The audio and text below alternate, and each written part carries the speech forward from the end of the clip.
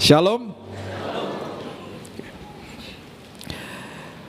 Yang belum tahu tentang Pak Risa, dia beberapa minggu lalu ada keluhan di pankreasnya dan beliau sekarang sedang dirawat di ICU.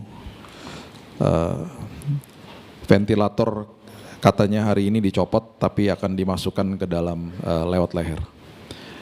Masih dalam kondisi sepertinya tidak sadar dan mari kita berdoa, kita naikkan doa kita untuk dia.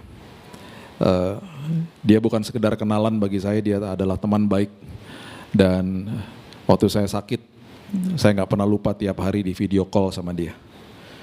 Dan saya juga tahu bahwa dia sering kali ke GSJS dan berkhotbah di sini. Itu sebabnya mungkin ada yang belum tahu, jadi biarkan kita jadikan itu salah satu pokok doa kita. Mazmur 23 adalah sebuah mazmur yang sangat indah. Mazmur yang ditulis oleh seorang yang hidupnya diberikan kepada Tuhan, bahkan dipengaruhi betul-betul sama kebenaran firman Tuhan sejak dia masih muda. Pribadi ini namanya Daud. Dia menulis Mazmur 23 dengan sangat-sangat luar biasa. Bahkan narasi-narasi yang dia tulis itu merupakan berita-berita mesianik yang dia berikan, dan itu dipertajam sama Yesus. Pertama dia tulis di Mazmur 23 ayat yang pertama, sebuah kalimat yang luar biasa, yang sangat sederhana, dan kita mungkin sudah hafal ayat ini. Itu dipertajam sama Yesus, dipertajam sama Paulus, dan menjadi sebuah pelajaran yang sangat indah. Dia katakan begini, Mazmur Daud, Tuhan adalah gembalaku, takkan kekurangan aku. Sederhana, sangat sederhana. Dan ketika dia katakan begitu, dia bilang bahwa Tuhan adalah gembalaku. Berarti kalau dia gembala, kita adalah dombanya. Dan mohon maaf, ini bukan kata saya, tapi domba adalah salah satu binatang terbodoh di dunia. Dan domba itu perlu gembalanya. Di tahun 2005 ada 1.500 domba yang digembalakan di daerah Turki, dan ada satu domba yang keluar dari barisan ketika gembalanya lagi makan siang. Dia terjun ke jurang, dan pada saat itu ada 400 domba yang lain ikut-ikutan sama dia, semuanya mati. Cuman sebentar loh ditinggal. Itu memberikan gambaran kepada kita, domba itu adalah binatang yang sangat bodoh, yang memerlukan panduan daripada gembalanya. Dan bahkan domba itu gak bisa kaget bisa mati dia. Jadi Bapak Ibu jangan main tak umpet sama domba. Kalau tak umpet kalau ketemu kan, wah ketemu, mati dia, kaget. Dia gak bisa kecebur di air tanpa pertolongan. Karena ketika dia punya bulunya basah, memberatkan tubuhnya, hanyut dia. Dan kalau sampai dia dalam posisi terbalik, dia membutuhkan bantuan untuk dibalikin badannya. Dibiarin dalam posisi terbalik, mati juga. Jadi lemahnya luar biasa kondisinya sebenarnya. Ya. Nah, ketika ini mulai didengungkan sama Daud, dipertajam sama Yesus melalui metafor-metafor yang ada di Perjanjian Baru. Salah satunya Yesus menggunakan kalimat-kalimat seperti begini. Aku adalah pokok daripada anggur, dan kamu adalah rantingnya. Ranting melekat kepada pokok anggur. Berarti kalau kita melekat kepada pokok anggur, kita melekat kepada sumbernya, kita tidak akan kekurangan sesuatu apapun. Itu maksudnya. Itu sebabnya Daud juga mengatakan hal yang serupa di Mazmur pasal yang pertama. Dia katakan begini, kamu tuh seperti pohon yang ditanam di tepi aliran air, berbuah pada musimnya. Daunnya tidak akan layu. Daunnya gak akan layu. Berarti apa? Dia lagi kasih tahu bahwa memang banyak negara memang yang ada 4 musim. 4 musim itu berarti ketika nanti ada musim gugur, gugurlah daunnya. Kenapa ada musim gugur? Kalau Bapak Ibu pernah tinggal atau pernah pergi ke negara yang 4 musim, di musim gugur itu adalah musim sebelum musim dingin. Di dalam musim gugur itu pohonnya tidak menyalurkan nutrisi kepada daun-daunnya. Karena dia harus simpen semua nutrisi itu untuk masuk ke dalam musim dingin. Itu sebabnya di stop nutrisinya. Ketika nutrisinya di stop, dia simpen untuk masuk ke dalam musim dingin, ranting-rantingnya kering, tidak ada nutrisi, daunnya berguguran. Ketika daunnya berguguran, terjadilah musim gugur. Pohonnya kelihatan jeleknya minta ampun, karena mahkota daripada pohon adalah daun. Sama seperti manusia, mahkotanya adalah rambutnya.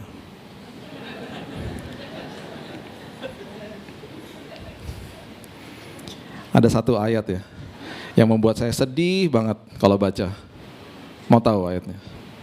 Lukas 21 ayat 18. Boleh ditampilkan, saya nggak mau baca. Bapak Ibu aja baca. Sedih kan? Sedih loh saya baca ini. Sampai saya pernah bilang sama Tuhan, Tuhan, ini firman Tuhan kok nggak terjadi sama saya. Tahun 2000 rontok semua Tuhan. Rambutnya almarhum dipanggil Tuhan semua. Nah, waktu kita mengerti itu, dan kemudian kita lihat pohon-pohon seperti itu, kalau kita perhatikan di kota-kota yang ada musim gugur, itu kerepotan Bapak Ibu. Mereka mengeluarkan uang sangat banyak untuk bersihin daunnya. Dulu saya waktu masih kuliah tinggal di kota yang 4 musim seperti begitu, kepleset. Karena daun campur sama air, licinnya luar biasa. Dan berantakan kotanya. Nanti setelah musim dingin selesai, masuk ke dalam musim semi, kembali nutrisinya kan disalurkan kembali ke dalam ranting-rantingnya. Beres langsung, kelihatan bersemi kembali pohonnya. Nah firman Tuhan bilang begini, musim boleh berganti, daun gak akan layu. Musim boleh berganti, semangat kemuliaan Tuhan tidak akan pernah beranjak dari kehidupan kita. Amin. Kita akan terus berkilau di hadapan Tuhan, karena janji Tuhan, ya dan amin, dan semua kekuatan Tuhan itu ada di dalam sini. Itu maksudnya Daud, daunmu gak akan layu, katanya gitu. Nah dipertajam sama Yesus, kamu tuh ranting, kamu melekat kepada pokok anggurnya. Setelah dia kasih tahu itu juga, kemudian dia kasih perumpamaan yang luar biasa kepada orang Farisi. Coba lihat Lukas pasalnya yang ke-15, ayatnya Lukas 15 ayat yang ke-12 mengatakan begini. Kata yang bungsu kepada ayahnya. Ya, ini adalah kisah prodigal son, anak yang terhilang. Ada 2 yang hilang, bukan si bungsu aja, yang sulung juga hilang. Ya, kalau Bapak Ibu mau belajar lebih detail, ada di YouTube channel saya, cari aja eksposisi anak yang terhilang. Itu ada 6 episode kalau nggak salah di situ. Ini si bungsu sebelum pergi ngomong begini, ini mengerikan kalimatnya. Bungsunya bilang begini kepada ayahnya, Bapak berikan kepadaku bagian harta milik kita. Harta milik kita itu akses namanya. Si bungsu tahu bahwa dia melekat kepada sumbernya. Apa yang sumbernya punya, dia punya. Itu akses. Kalimat berikutnya adalah kalimat yang sangat mengerikan, karena si bungsu bilang begini, berikan kepadaku harta milik kita yang menjadi hakku. Dengan kata lain, si bungsu lagi bilang begini, Bapak, saya gak mau lagi melekat kepada sumbernya, saya gak mau lagi punya akses kepada Bapak, sekarang saya mau punya sendiri, saya mau melepaskan diri dari sumbernya. Saya mau jadi pemilik sekarang. Dia pergi toh ke negeri yang jauh. Habis gak? Karena pemilik habis. Jadi gini, prinsipnya begini, kalau kita melekat kepada sumbernya, akses ya, ini akses nih, harta milik Bapak itu punya saya. Apapun yang terlepas dari tangan tidak akan pernah terlepas dari hidup, karena supply jalan terus. Hari ini ngadepin banyak pergumulan hidup, supply damai sejahtera jalan terus. Supply sukacita jalan terus. Supply hikmat jalan terus. Supply pengharapan jalan terus. Gak pernah habis. Tapi ketika kita melepaskan diri daripada sumbernya, apa yang terlepas dari tangan, terlepas dari hidup, karena supply-nya stop. Makanya cerita ini mengisahkan ampas yang menjadi makanan babi kelihatan menarik untuk dimakan. Itu adalah gambaran orang dunia yang terus cari kepuasan di luar Tuhan. Gak akan pernah puas. Saya punya teman istrinya 8. Dia bilang begini sama saya satu hari dengan bangganya, saya nggak pernah tahu di mana saya akan berlabuh setiap malam. Rumahnya 8 berarti. Selalu ada tas di mobil saya. Terserah saya mau berlabuh di mana. Saya kenal sama istrinya yang ke-8. Dia bilang begini, Mas, dilema saya Mas. Kenapa? Saya bukan diduain lagi Mas, didelapanin. Ya maumu kok gimana? Berapa bulan yang lalu ketemu lagi setelah sekian lama, gak pernah puas hidupnya. Gak pernah puas. Makanya kepuasan di dalam firman Tuhan katakan begini, berbahagialah orang yang lapar dan haus akan kebenaran firman, karena mereka akan dipuaskan. Hanya itu. Itu sebabnya melekat kepada sumbernya itu luar biasa. Makanya melekat kepada sumbernya berarti apapun yang ada dalam hidup saya terus mengalir yang namanya pemulihan, mujizat, kesembuhan. Waktu saya sakit kanker, saya bilang ini, Tuhan, saya akan melekat kepada pokok anggur yang tidak ada kankernya. berarti nutrisi kesembuhan mengalir kepada rantingnya, yaitu saya. Saya terima ya Tuhan dalam nama Yesus kesembuhan hari lepas hari. Karena kenapa? Kita semuanya tidak akan kekurangan sesuatu apapun karena melekat kepada sumbernya. Mazmur 23, jantung daripada Mazmur 23 itu ada di ayat kedua dan ayat yang ketiga. Kita nggak ngerti ayat kedua dan ketiga, kita nggak akan pernah ngerti Mazmur 23. Karena narasinya dibangun sedemikian rupa sama Daud. Dan waktu masuk ke dalam ayat yang kedua, dia katakan begini. Ia membaringkan aku di padang yang berumput hijau. Ia membimbing aku ke air yang tenang. Perhatikan ini baik-baik. Ia membaringkan aku di padang yang berumput hijau, itu adalah kata paksaan kepada si domba. Dibaringkan di padang berumput hijau itu artinya kamu harus istirahat di dalam hadiratku. Yang istirahat apanya? Bukan pekerjaan kita, bukan. Pikiran dan hati. Makanya Yesus mementahkan Sabat itu karena dia lagi kasih tahu sama mereka, yang harus jadi Sabat dalam hidupmu adalah pikiran dan hatimu, bukan tata ibadahnya lagi. Makanya dia sengaja buat mujizat di hari Sabat. Waktu terakhir saya ke Israel, sedih saya. Karena ngelihat seorang lari dari rumahnya di musim panas, keluar, nyari-nyari orang. Saya tanya sama tour guide saya, kenapa itu orang? Dia lagi nyari orang supaya bisa masuk ke dalam rumahnya untuk nyalain AC. Karena di hari Sabat, mereka nggak boleh pencet remote control tuh nggak boleh pencet. Karena Sabat. Dan masih dilakukan sampai sekarang. Yang Yesus maksudkan bukan itu, bukan tata ibadahnya. Pikiran dan hatimu masuk ke dalam damai sejahtera. Makanya Yohanes 14 ayat 27 mengatakan dengan jelas mengatakan begini, dan ini menjadi doa saya setiap hari.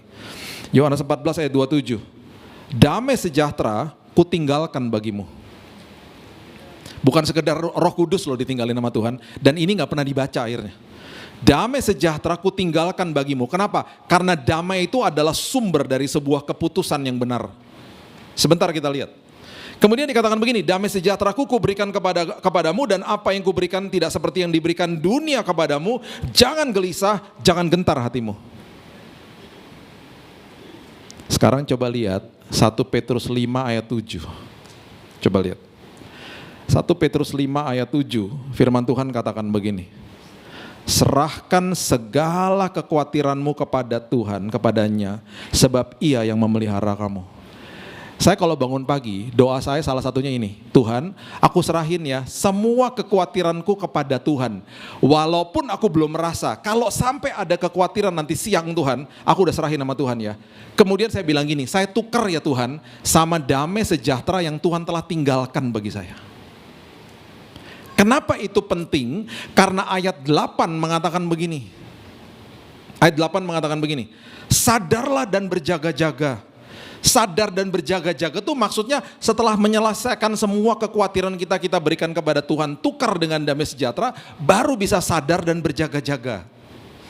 Lawanmu si iblis berjalan keliling, sama seperti singa yang mengaum-ngaum. Bukan singa, sama seperti singa.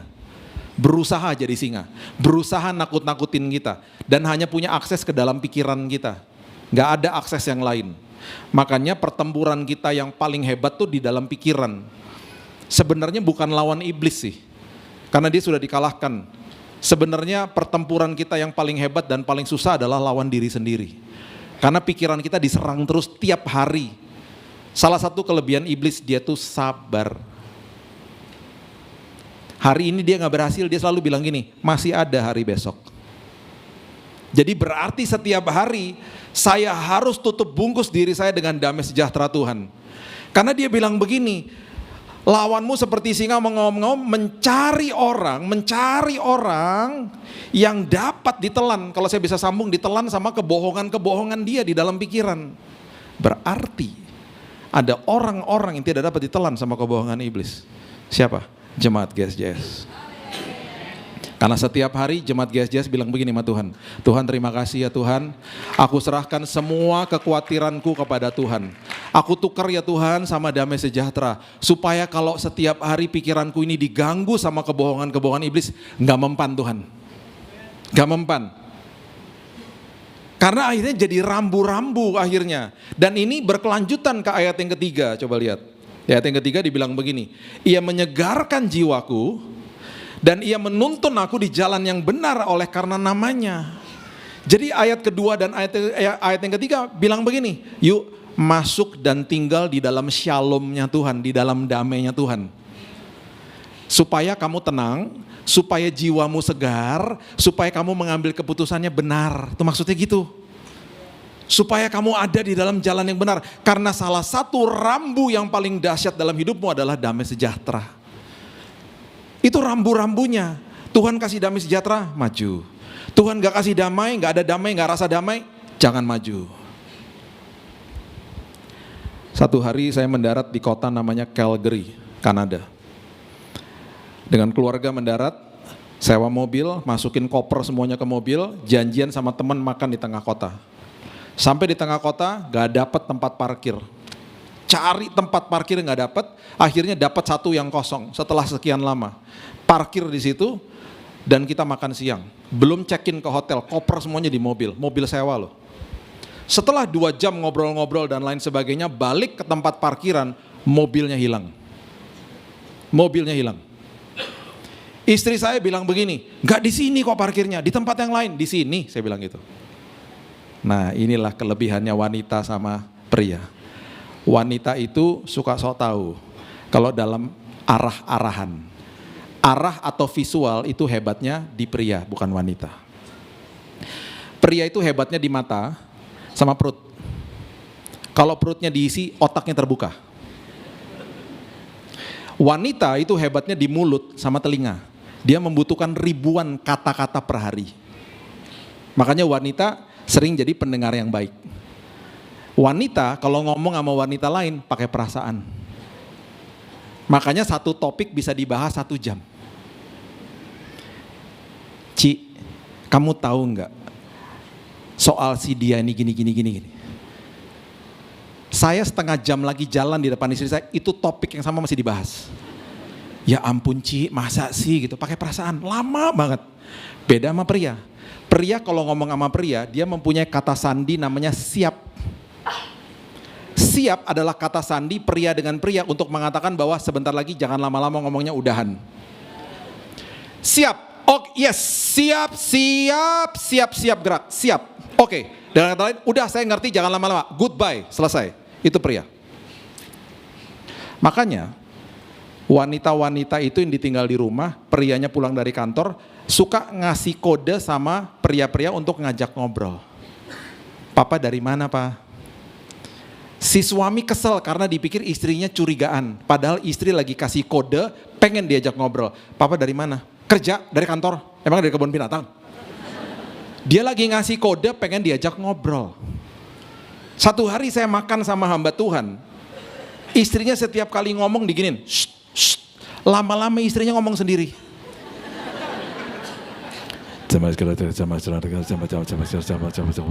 Saya pikir bahasa roh. Ini hebat banget istrinya pendoa. Bukan bahasa roh, ngomong sendiri. Ayo. Karena gak pernah ajak ngobrol. Ya, ini jam berapa nih? Jam 6, ntar lagi 6:30 selesai ibadah. Jam makan malam tuh. Suami-suami pasti langsung ke restoran. Perut harus diisi. Istri-istri yang gak sering diajakin ngobrol di rumah, nyangkut di pintu gereja, ayo. Ngobrol sama temennya. Apa kabar? Udah lama ya gak ketemu ya. Suaminya kesel nungguin. Karena istrinya bawel. Kamu gak boleh pesan loh sebelum aku datang. Saya kasih tahu sama pria-pria, jangan kirim anak wanita panggil mamanya. Karena dia wanita juga. Mami, si Papil, tante apa kabar? Ngobrol dia.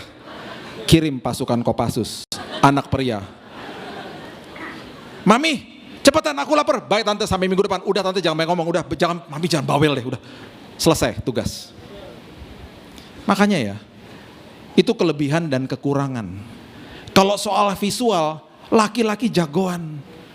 Ini P6 ya? Betul ya? Lantai 6 kan?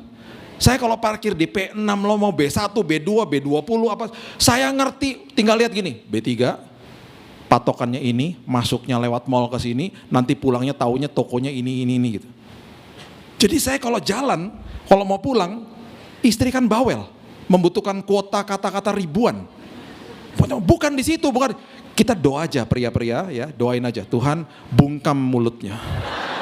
Bungkam Tuhan, bungkam dalam nama Yesus. Udah ikut aja, pasti sampai. Bukan di sini, bukan ikut jalan dengan iman, terus jalan. Mumpung istri saya nggak ikut ibadah, dia lagi ada urusan sebentar. Mumpung dia nggak ada, kita omongin aja. Bukan di sini, bukan di sini, bukan di sini, dan pasti ketemu nggak mobilnya? Ketemu. Kan pria jagoan visualnya. Waktu ketemu mobilnya, istri ngomong apa? Tadi nggak di sini parkirnya? Emangnya mobilnya pindah-pindah? Emangnya satpam pindah-pindahin mobil? Dari tadi di sini? Enggak, dari tadi nggak di sini mobilnya. Sampai betul-betul aku dengan niat pindah-pindahin mobil gitu tadi? Gak juga dong. Makanya itu kelebihannya pria. Dulu sebelum zamannya Google Map, saya kalau telepon gereja di Jakarta nanya arahnya, itu ngeri kalau yang angkat perempuan. Telepon nih. Bu, gerejanya di mana ya bu?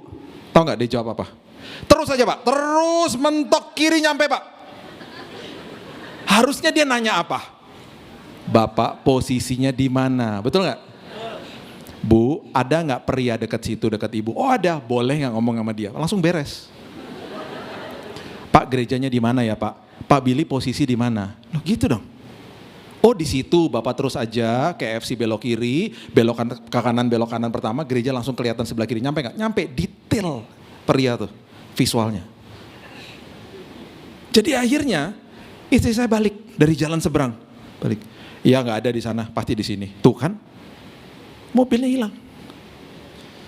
Saya telepon 911. Ini mobil saya hilang, mobil sewaan lagi. Nomor polisinya ada di kuncinya untungnya, jadi saya sebutin. Dia cari, dia taruh saya di hold. Tiba-tiba, lagi nunggu telepon, tiba-tiba saya lihat, loh ada rambunya di situ kecil. Tulisannya gini, loading zone. Anyone parking here will be towed away. Siapa yang parkir di sini akan diderek. Karena ini tempat bongkar muat-muatan. Loh, diderek mobilku rupanya. Jadi pas orangnya balik di telepon saya bilang, Pak, rupanya mobil saya diderek. Dia bilang begini, saya lihat dulu di data, dia balik lagi, dia bilang, betul Pak, sejam lalu mobil Bapak diderek karena parkirnya salah Pak.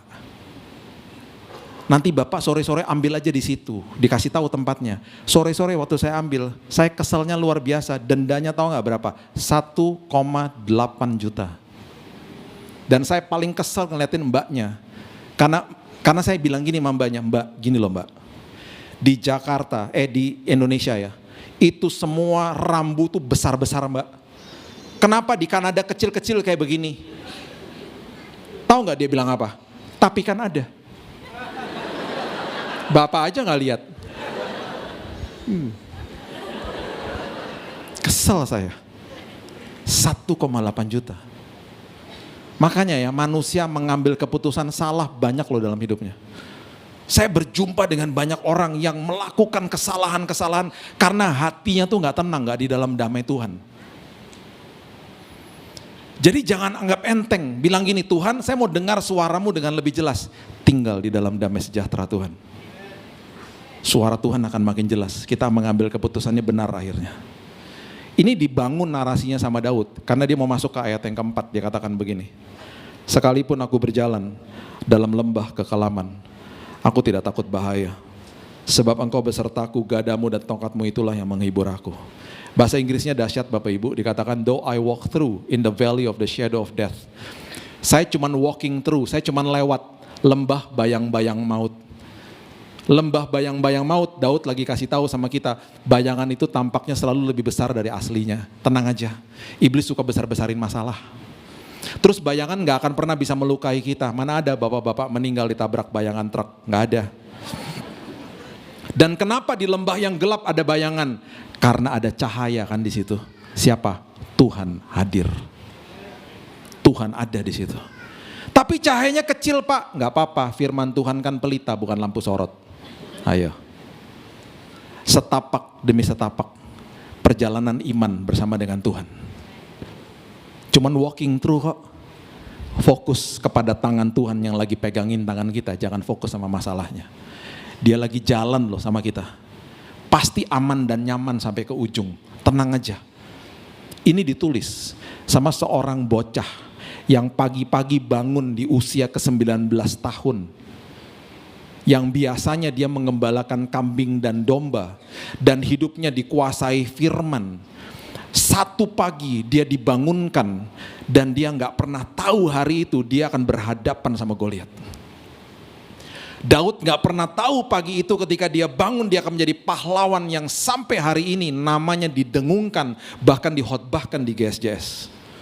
Dia gak pernah tahu ketika dia bangun pagi bahwa hari itu dia akan ada di dalam sebuah panggung dunia yang luar biasa. Karena hari lepas hari dia menabur kebenaran firman di padang dan gak ada yang lihat. Pagi-pagi dia bangun, bapaknya Isai bilang begini, "Ut, kamu jangan pergi ke padang. Kamu anterin roti sama keju ke lembah Tarbantin. Itu kakak-kakakmu lagi perang sama bangsa Filistin. Pergi ke sana anterin roti bluder cokro keju." Daud tanya gini, di mana tuh lembah Tarbantin? Google Map aja ribet amat sih. Daud berangkat. Dia berangkat. Bocah loh. Bocah 19 tahun, kira-kira ya umurnya 19 tahun. Berangkat dia. Bawa roti sama keju. Sampai di lembah Tarbantin, itu posisi mereka lagi gencatan senjata. Karena Goliat ngomong begini sama mereka, udah gak usah perang terbuka, gak usah perang terbuka. Kita duel aja satu sama satu. Kalau kamu kalah, kamu jadi budak saya. Kalau saya kalah, saya jadi budak kamu. Dia begitu confident bahwa dia pasti menang karena dia paling besar. Duel aja sama saya satu-satu. Ditantangin, bahkan Alkitab mencatat Raja Saul pun cemas. Tuhan mengirim bocah bawa roti sama keju. Dimarahin sama kakak-kakaknya. Ngapain sih kamu kesini? Dia kasih rotinya. Dia tidak pulang. Dia tanya sama mereka, ada apa sih? Dikasih tahu sama mereka, ini loh Goliat begini. 1 Samuel 17 ayat 26. Itu adalah ayat, kalimat yang diucapkan sama Daud. Sampai-sampai dia berhadapan sama Goliat gara-gara dia ngomong ini. Gara-gara dia ngomong begini, dia berhadapan sama Raja Saul, beraudiensi dengan Raja Saul. Perhatikan ini kata-katanya. 1 Samuel 17 ayatnya yang ke-26. Firman Tuhan katakan begini. Lalu berkatalah Daud kepada orang yang berdiri di dekatnya, apakah yang akan dilakukan kepada orang yang mengalahkan orang Filistin itu yang menghindarkan cemooh dari Israel? Perhatikan kalimat terakhir ini. Siapakah orang Filistin yang tak bersunat ini? Sampai ia berani mencemooh barisan daripada Allah yang hidup. Saya mau jelasin. Di perjanjian lama, itu semuanya serba fisik Bapak Ibu. Yang sakral dulu adalah gedungnya. Bait Allahnya toh. Yang sakral sabatnya, tata ibadahnya. Terus yang sakral itu begitu. Yang sakral pengorbanan bukan ketaatan. Salah satunya adalah mereka harus disunat ketika mereka masih kecil. Itu adalah lambang penyertaan Tuhan atas hidup mereka. Kebenaran ini orang Israel tahu nggak? Jelas tahu loh, mereka semua disunat kok. Tapi karena udah jadi kebiasaan, mereka udah nggak menghidupi kebenaran firman. Daud bilang begini, loh, itu orang Filistin, itu Goliat nggak bersunat. Dengan kata lain, itu orang nggak punya penyertaan Tuhan. Kita kan bangsa bersunat, kita punya penyertaan Tuhan, kok takut? Dengan kata lain Daud ngomong begini, kamu ya kirim pasukan yang paling cungkring, paling kurus, menang kamu. Orang kamu bersunat kok, itu maksudnya. Ini gini loh, gini ya, perhatikan ini baik-baik. Banyak orang Kristen hanya tahu ayat, hidupnya di dalam ketakutan. Membutuhkan seorang Kristen yang hidupnya dikuasai firman untuk datang kepada dia dan bilang gini, bro, ini ayat kan ngomong begini, kamu kan udah baca gak Matius 6:31 misalnya? Kan Tuhan Yesus bilang sendiri, jangan takut dan berkata apakah yang akan kamu makan, minum dan pakai, jangan khawatirlah. Carilah dahulu kerajaan Allah dan kebenarannya, semuanya ditambah-tambahkan loh dalam hidupmu. Itu orang yang lagi ketakutan ngomong gini, aku tuh tahu loh ayat-ayat itu, tapi kenapa ya waktu kamu ngomong beda? Karena yang ngomong adalah orang yang dikuasai firman. Daud adalah orang yang bercengkerama dengan Tuhan di padang dengan domba dan kambing yang cuma sedikit. Dia udah biasa Bapak Ibu merobek rahang singa dan beruang. Gak ada yang tahu. Gak ada yang tahu. Karena bagi dia makhluk-makhluk ini gak bersunat. Bagi dia, karena dia bersunat, dia memiliki penyertaan Tuhan. Dia betul-betul hidupnya betul-betul ngalamin Tuhan. Itu sebabnya hari itu Tuhan bangunkan dia dan Tuhan kirim dia ke Tarbantin untuk berhadapan sama Goliat. Karena hatinya ada di dalam shalomnya Tuhan, karena hatinya ada di dalam damai, dia gak pulang. Dia ngomong dengan suara nyaring, dia bilang sama mereka kayak kasih semangat, ngapain takut? Sampai-sampai kalimat itu diberitahu kepada Raja Saul.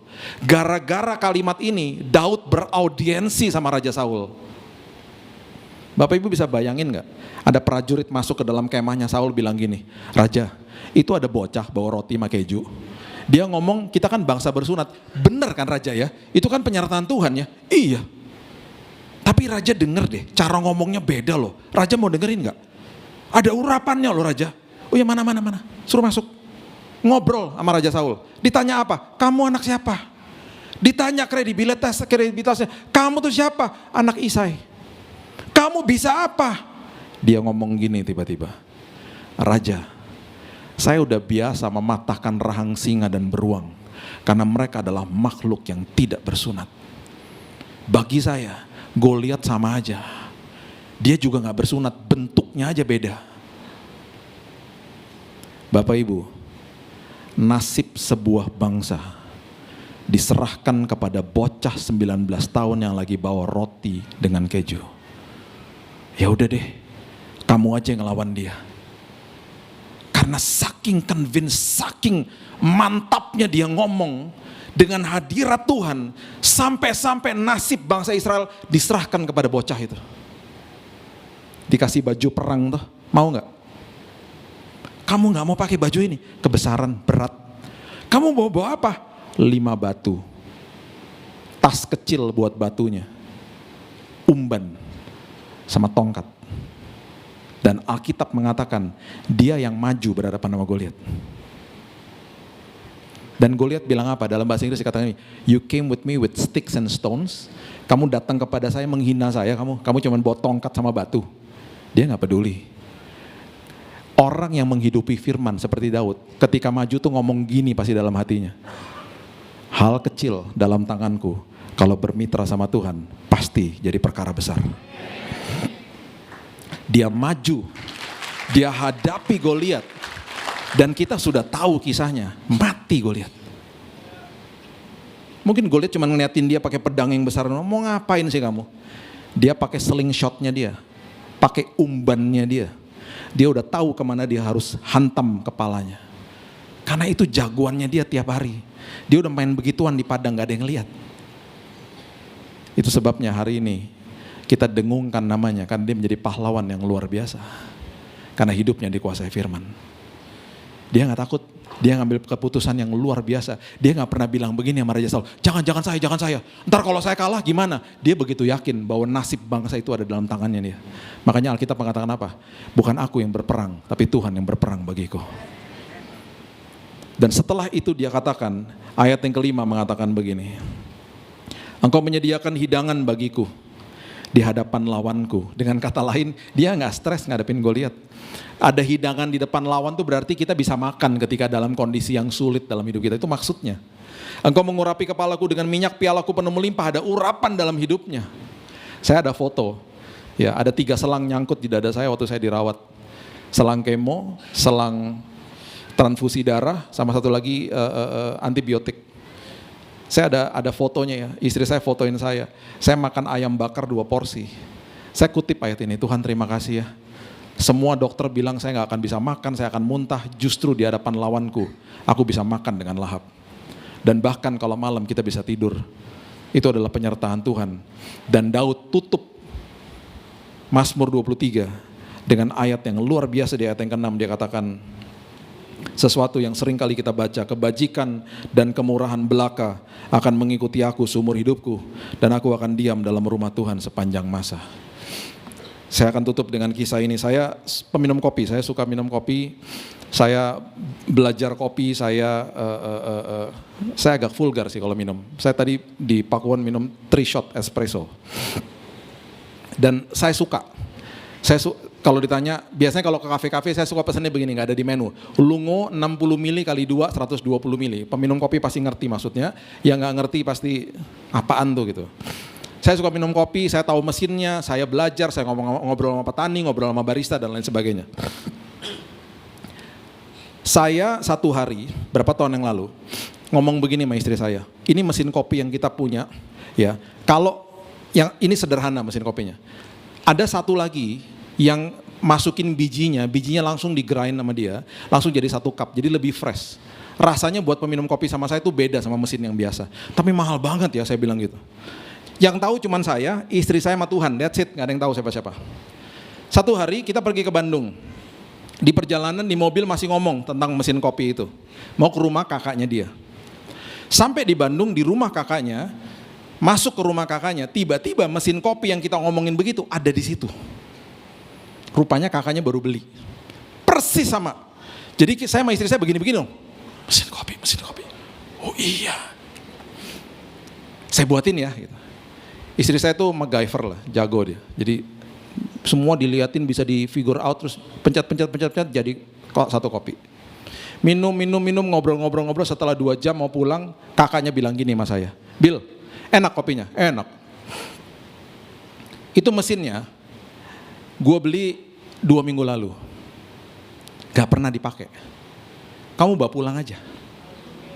Saya bilang gini, jangan, orang baru dibeli kok, gimana sih? Gitu. Gak pernah dipakai. Kenapa gak pernah dipakai? Tombolnya kebanyakan. Pusing. Ya bacalah buku manualnya, males. Saya biasa minum kopi tubruk dan akan tubruk.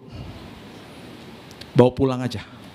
Saya pergi ke Bandung ngomongin mesin kopi yang itu, pulang dari Bandung bawa mesin kopi yang itu persis sama. Yang tahu cuman saya, istri saya sama Tuhan. Oke, saya udah dapat nih ya, dapat bagian saya nih ya. 2 hari setelah itu, istri saya ditelepon sama temannya.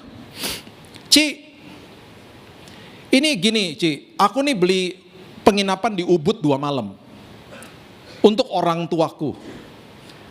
Harusnya aku beliin itu bulan Mei, aku salah masukin, aku beli ini bulan April. Kalau bulan Mei itu jadinya weekend, bulan April jadinya tengah minggu. Orang tua gak bisa pergi, gak bisa di refund. Jadi aku ingat kamu, aku telepon kamu, mau gak buat kamu aja. Coba tanya Billy ada schedule gak? Gak ada, kosong. Udah buat kamu aja. Karena ini kesalahanku, aku siapin tiket pesawat. Dan bahkan dari airport sampai ke Ubud kan jauh, aku siapin mobil penjemputan. Singkat cerita kita sampai di sana. Dibuka vilanya, belakangnya ada sawah, hutan, sungai. Burung berterbangan di mana-mana. Istriku duduk nangis langsung. Kenapa kamu nangis? Kangen Jakarta? Enggak pernah ada orang kangen Jakarta. Kenapa kamu nangis? Dia ngaku sama saya. Nah, ini lebih luar biasa karena saya nggak tahu. Dia bilang gini, 2 bulan lalu saya berdoa sama Tuhan. Tuhan, jadwalkan lagi penuh ya Tuhan. Billy kemana-mana, aku juga ada jadwal kerja. Tuhan pengen deh Tuhan. Di tengah-tengah kesibukan ini 2 malam aja Tuhan. Di sebuah tempat yang belakangnya ada sawah. Berduaan aja Tuhan, tenang gitu. Di luar kota. Kok bisa ya Tuhan kasih. Bukan hanya ada sawah, ada hutan dan sungainya. Dan persis 2 malam loh. Seperti permintaanku. Kaget saya. Terus saya bilang gini. Sedetail itu ya Tuhan ya. Lain kali kenapa gak minta seminggu. Rugi cuma minta 2 malam. Kita melekat kepada sumber atas segala sumber. Gini loh, poin saya gini, bukan itu cuma bercanda. Gini loh, poin saya gini. Mesin kopi sama penginapan 2 malam itu bukan kebutuhan. Itu hanya keinginan belaka. Sedetail itu Tuhan perhatikan, apalagi yang namanya kesembuhan, pemulihan, mujizat, dan semua yang kita butuhkan hari ini. Dan hari ini saya begitu percaya karena kebajikan dan kemurahan Tuhan mengikuti anak-anak Tuhan. Dan sudah dikasih tahu bahwa kita tidak akan kekurangan sesuatu apapun. Percayalah, firman Tuhan tidak pernah gagal. Berikan tepuk tangan kita untuk Tuhan kita.